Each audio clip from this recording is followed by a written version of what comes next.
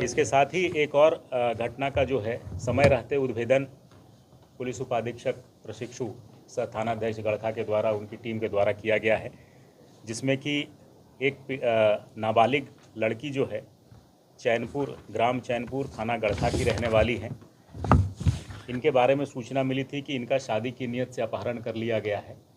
तत्काल लोकेशन इनका कोलकाता में पाया गया। कोलकाता से फिर हम लोगों ने ट्रैक किया और इनको जो है हम लोगों ने सुबह में कल जो है मुक्त करवाया। सिंगरौली मध्य प्रदेश में जो है इनका लोकेशन प्राप्त हुआ। इनके साथ 4 अन्य नाबालिग लड़कियों को जो है मुक्त करवाया गया है।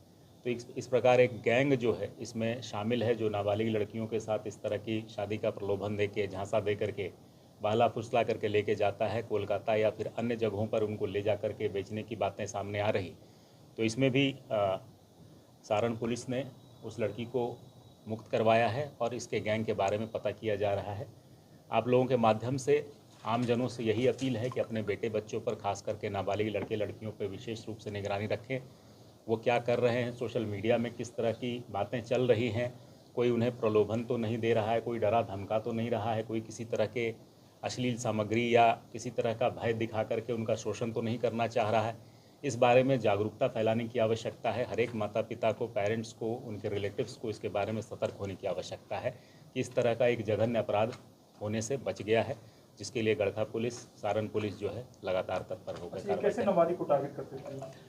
शादी का झांसा दे करके, बेसिकली ये प्रलोभन दे करके उनको जो है अल्यूर किया जाता है। उसके बाद फिर उसके झांसे में आकर के लड़कियां बच्चियां जो अपने घर को छोड़ के निकल जाती हैं और फिर उनके साथ बहुत बुरा होता है, उन्हें बेच दिया जाता है या अंग व्यापार में भी जो है उनके शामिल होने की बातें आती हैं। ज़्यादातर नाबालिग लड़कियां होती हैं, ज़्यादातर जो है 16 से 18, 15, 16 इसके बीच में जो है लड़कियों का ये होता है। अभी कुछ दिन पहले भी हमने एक प्रेस रिलीज़ के माध्यम से आप लोगों को बताया था कि 503 ऐसे जो अपहरण के कांड आए हमारे ज़िले में, उसमें से 381 में हम लोगों ने बरामदगी कर ली है। ज़्यादातर मामले ऐसे ही आते हैं जिसमें कि विशेष रूप से संवेदनशीलता की आवश्यकता है।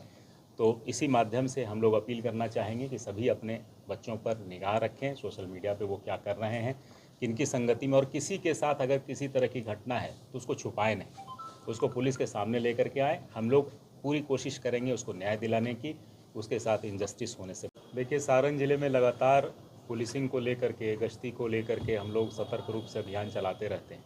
इसी क्रम में नवनियुक्त गड़खा थानाध्यक्ष सह पुलिस उपाधीक्षक प्रशिक्षु ईशा गुप्ता के नेतृत्व में वहाँ पर टीम जो है बसंत रोड में गड़खा के पास जो है वहाँ पर हम लोग लगातार इसमें जो है रोड पर गश्ती चेकिंग हो रही थी। इसी क्रम में एक कार में ये जो 4 लोग जो है संदिग्ध रूप से पाए गए, जिनके पास से हथियार भी कुछ बरामद हुए।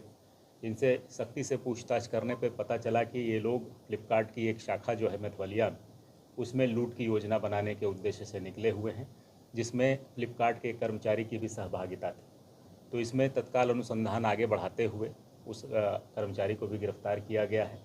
एविडेंस के रूप में इनके मोबाइल चैट्स में व्हाट्सएप के थ्रू और जो कॉल हुए हैं उसके इस बात की पुष्टि हुई है कि इन लोगों का प्लान लूट करने का था और तत्काल उस फ्लिपकार्ट की उस शाखा में 5 से 6 लाख रुपए होने की बात बताई गई, जिसको लेकर के इन लोगों ने प्लान बनाया था। इनके पास से हथियार भी मिले हैं, 2 हथियार हैं और 5 कारतूस है। इसके अलावा 2 बड़े चाकू मिले हैं।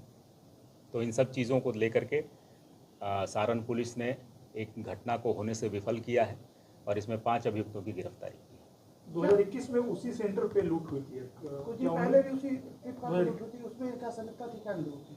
इनका आपराधिक इतिहास खंगाला जा रहा है। अभी तक तो ये समझ में आया है कि एक इनसाइडर जो वहाँ पर कर्मचारी है, उसके सहयोग से ये लोग अपराध कर रहे हैं और इसके पहले इन्होंने कहाँ कहाँ किया है, उसके कर्मचारी की कहाँ कहाँ संलिप्तता रही है, इन सब बिंदुओं पर अभी अनुसंधान जारी है। कर्मचारी कब से तैनात था इसे फ्लिपकार्ट पे? इसके बारे में जानकारी प्राप्त की जा रही है। फ्लिपकार्ट के मैनेजर्स को भी इसमें जो है शामिल किया गया है। पूछताछ में वो लोग भी सहयोग कर रहे हैं। कब इनकी योजना थी लूट करने की?